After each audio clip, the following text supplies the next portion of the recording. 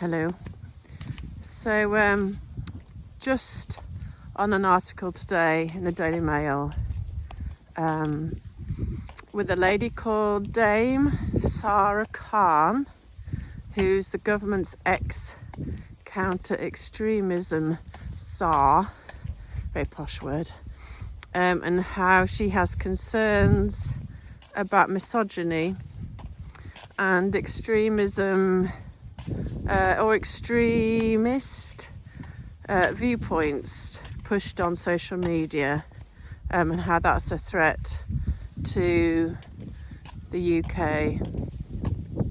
This is the same time, by the way, the government are looking at dropping the term terrorists from actual terrorist groups because they have now gained control of Syria and we don't really want to upset people. But people who, what was her list? So she said, okay, so there's some people who say there's a few elites who control the world. Well, let's look at it logically. So you've got governments in the West at the minute all kind of marching in line to the Pied Piper's tune of the Agenda 2030.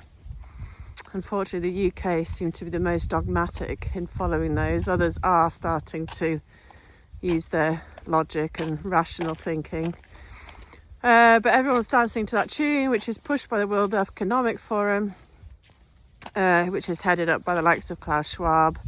You've got things with the World Health Organization pushing policy and procedure across the world, affecting lots of people's lives.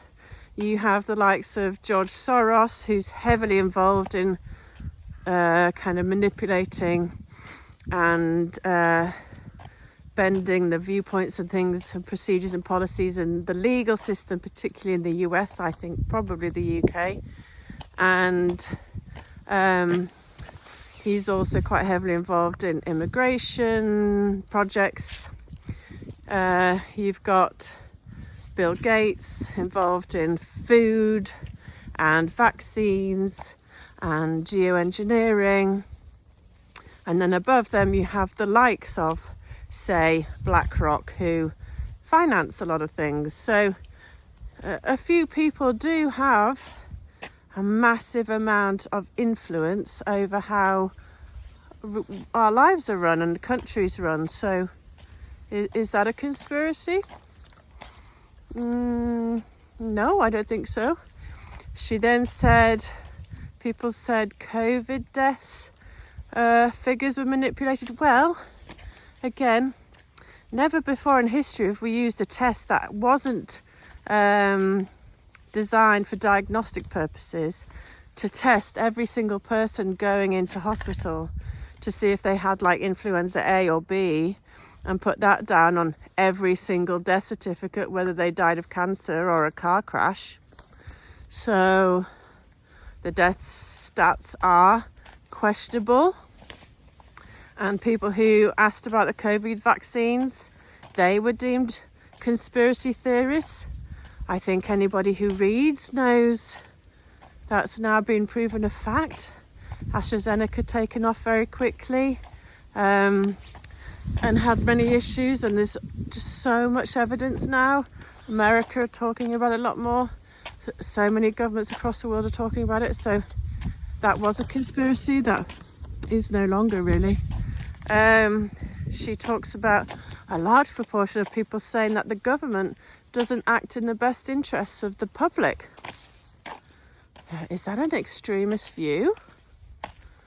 Well, I'd say a lot of policies that this government in particular are doing go against everything that the public want.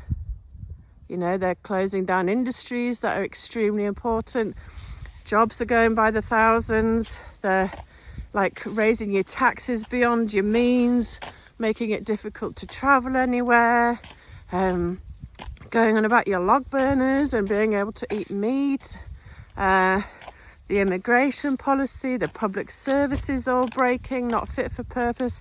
I heard a poor lady on the radio saying they had to wait 11 hours for an ambulance. 11 hours? So is it extreme to think that your government are inept and choosing to do things that are not in our best interests? How is that extreme? I think that's the mainstream viewpoint at the minute. You know, geoengineering was deemed a conspiracy theory, and now it's mainstream articles in the Daily Mail with hundreds of projects going on. So again, no longer a conspiracy. So interesting. I just seem to see a pattern of people talking about the problem with people on social media having debate and personal opinion and viewpoints that often end up as fact. This needs to be clamped down on, it seems, and is a very credible policy that's of utmost importance to them, to kind of make truth and debate and personal opinion and a legal thing to do, I think. I just see a pattern of them talking about it recently. And like I've said, I've never had any problems, any worries or anxieties at night about right-wing conspiracy theories or extreme viewpoints. People have always had extreme viewpoints, and it's for adults to listen, debate, take on board or not, or refute and challenge. That's called being a grown-up adult with a brain. But no, this is a policy that they need to focus on, because it's a threat. Not actual threats of crazy countries threatening us, or groups or whatever, or terrorism and violent crime and rape. That's epidemic levels every hour in our capital city.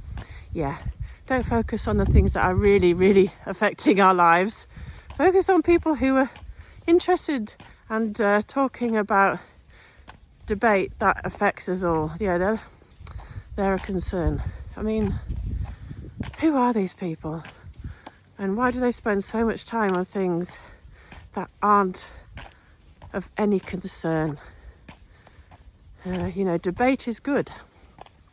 And only through polite debate can progress be made.